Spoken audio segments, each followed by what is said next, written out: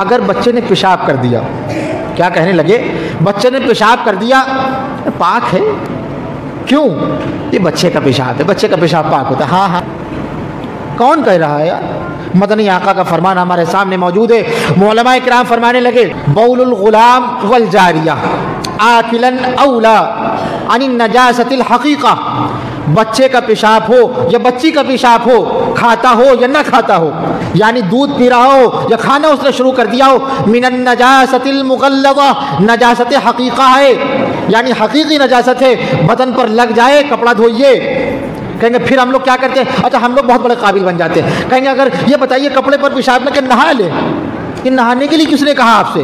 جہاں پر پیشاب لگاؤ آپ اس کو دھو لیجئے، پاک ہو جائے گا۔ لیکن ہم نے دین کو تکلف بنا رکھا ہے، اگر ہلکا سا پیشاب لگ گیا دامن پر، کہیں گے اب نہائیں گے، یہ نہانے کے لیے کس نے کہا آپ سے؟ دامن پر لگا ہے، دھو لیجئے، پاک ہو جائے گا۔ لیکن کہیں پر اتنا اور کہیں پر بالکل نہیں، کہیں پر یہ کہنے لگے پاک ہے بالکل، جی ہے، پریشان کیا ہو رہے ہیں؟ اور کتنی عورتیں ایسی ہیں، بچہ پیشاب کر رہا ہے، نماز پڑھ لیجیے، اور کتنی عورتیں ایسی ہیں بچے نے پیشاب کیا پھر کیا کری؟ اب نہانا پڑے گا۔ ارے بھیا آپ کی گود نے پیشاب کیا ہے، دھو لو، کپڑا اتار دو، پاک ہو جائے گا۔ کہیں پھر